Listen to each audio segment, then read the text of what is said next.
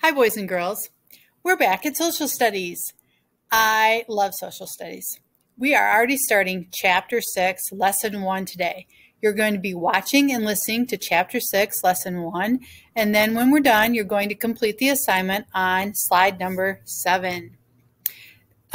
This whole part of the beginning of this chapter is about the people that have come to Michigan and the people that are currently living in Michigan, and they are from all over the world. That's what makes our state so incredible. All right, here we go. Michigan's people, who are they? Think about this question while you read. Why did people from so many places move to Michigan? This is an exciting to learn about the people. Michigan is home to people from many places. Finding a home country of everyone is like a geography game. It has taken you around the world. You may discover places that are new to you. Having people from so many places is an advantage for Michigan. Why is that? We can learn so much from each other. We can learn about new foods. We can learn new games. We can find out new ways of doing things. We can share our holidays, and we are all part of the Michigan family. First, this was a land of Native Americans. We learned that a long time ago, right? Today, Michigan has many groups of people. They came at many times and from many places. We call them ethnic groups. And you can see the graphic there. Different ethnic groups: Germans, the Spanish, the Dutch, Italians. What about you? Before your family came to Michigan, where did they live? Everyone moved here sometime. In which part of the world did your family first live? Did they move to the United States a long time ago? Maybe they just arrived. The Native Americans, the first people. Who were the first people to live in Michigan? They were the Native Americans.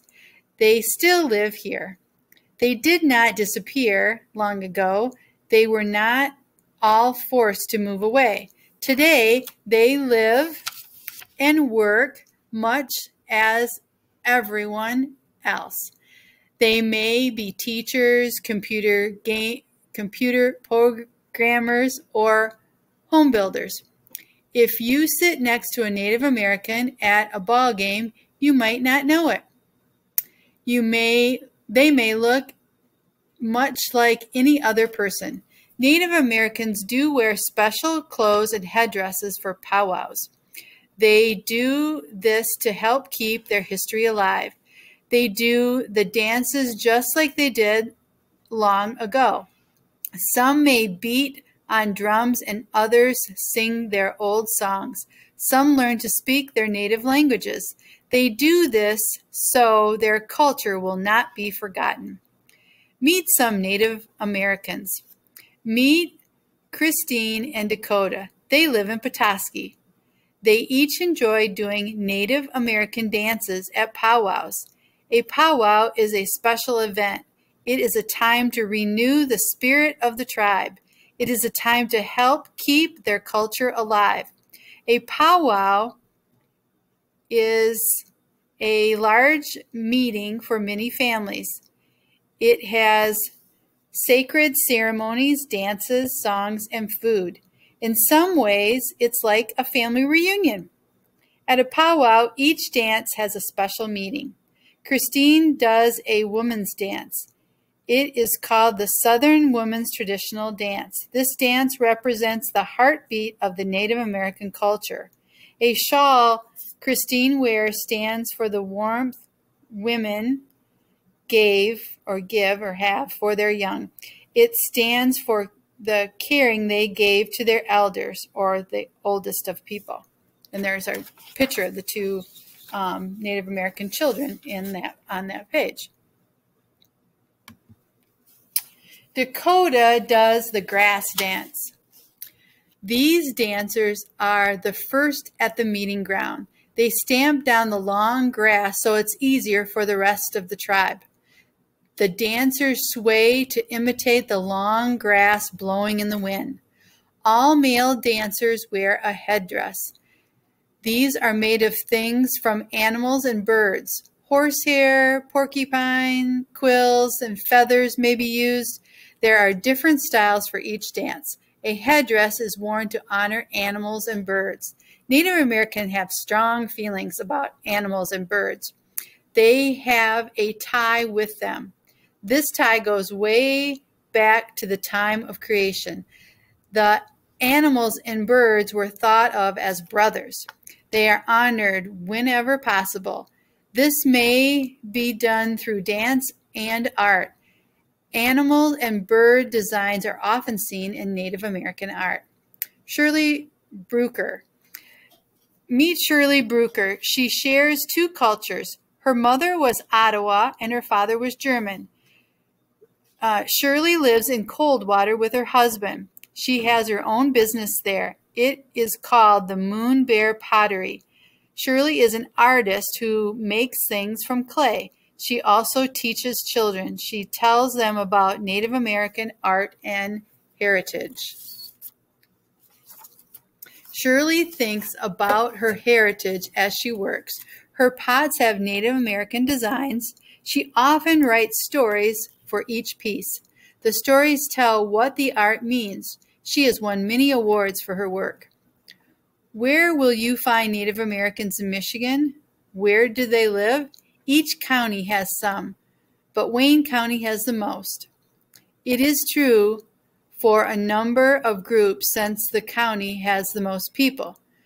The Chippewa County is another with many Native Americans, and you can see it, boys and girls, on the very tip of the Upper Peninsula there. The French from the fur trading days. The French began coming here in the 1600s, so that was way back in one of our first chapters. They started some of Michigan's first towns. They came to trade furs with the Native Americans. The need for furs pulled the French here. Over the years, jobs connected to natural resources brought many groups to Michigan. The French also wanted spices and silk. These things were scarce in France. They did not find spices and silk here, but they knew China had them. They explored the Great Lakes looking for a way to reach China. They did not know it was so far away. Remember, we talked about that in another chapter too. Later, more French migrated or moved here. This was mostly during the logging days, and we've discussed and studied the logging days already. Again, excuse me. Again, they came because of one of our great natural resources, the trees. They got jobs cutting down trees. They helped lumber towns like Bay City, Saginaw, and Muskegon grow. People from Italy. A few people from Italy came long ago. They came here, they came with the French first. Remember, Alfonso di Tione was from Italy. He came to Detroit in 1701 with Cadillac. Later, Anne, his wife, joined him. Their daughter was the first European born in the city of Detroit. Most Italians came here later. It was the 1870s, and they moved here for jobs related to the natural resources. They often went to the Upper Peninsula. They worked in the mines. They helped supply human resources needed for the mines. They came to find a better life, which most immigrants do. That's usually their goal of why they move from one place to another. In Italy, there were few good jobs. The lack of good jobs in Italy pushed people away from Italy, of course, and that's why they came here. The Germans, Michigan's largest group, many Germans have ancestors from Germany. Germans are the largest ethnic group in Michigan, and probably at the time when this book was printed, that may have changed a little bit. The first families came in the 1830s. They moved to Ann Arbor. They started the towns of Frankenmuth and Westphalia. They also moved to the land along the Saginaw River. Why did the Germans leave home? They had two reasons. Both pushed them away. Their crops failed and they had political problems. So, boys and girls, remember, they didn't have food and they were not happy with the way their government was being run. So, in Michigan, they often started farms. Later, they worked in factories. Walter Rutherford was a famous labor leader, and he had German ancestors. Let's see. Those with African ancestors, it's the second largest group here. Africa is a continent, just like North America is. It has many countries. It is a very large land. Africans did not have the same customs or religion. A few people with African ancestors came with the French. Remember Jean DeSable, his mother's family came from Africa. Most people from Africa did not come here until much later, or a lot later. Seeking freedom. Many people from Africa were taken by force. They were made slaves. Some of those slaves were shipped to the States in the South. Slaves had no freedom and they had no rights. They ran away even though doing so was dangerous. They might be beaten or killed if they were caught. The thought of freedom pushed them here. They could be free in Canada. They often used the Underground Railroad. It was that secret railroad that helped escape slaves during the 1830s and the 1860s. On their way, some stopped here and they stayed. Some started farms. Benton Harbor and Cassopolis soon had many African Americans. And we've already read in detail about the Underground Railroad, so that should be more background information for you. The Great Migration. The South lost the Civil War in 1865. Remember, I always tell you about those important dates in history, and to keep some of those dates in your head and memorize them. It will help you tremendously study things. This ended slavery in our nation, thank goodness. Still, life was hard for African Americans in those states. Many worked on small farms and earned little money. They wanted a better life, but how? About 1914, they heard of jobs making cars in Michigan.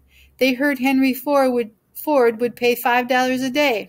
That was big money then. They left the farms in the southern states. They moved here to make cars and trucks.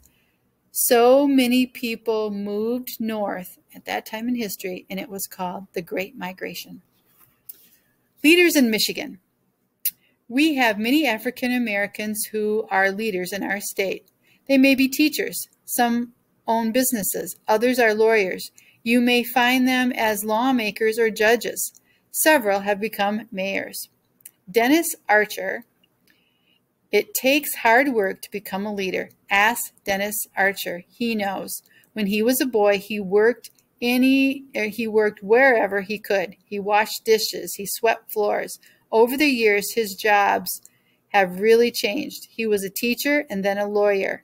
He was also a justice on Michigan's Supreme Court. Dennis Archer also wanted to help his city, Detroit. He ran for the office of mayor. He won the election and was the mayor of Detroit from 1994 to 2001. He did well. Newsweek magazine honored him. It said he was one of the 25 most dynamic mayors in America. Today, Dennis Archer leads a large law firm in Detroit.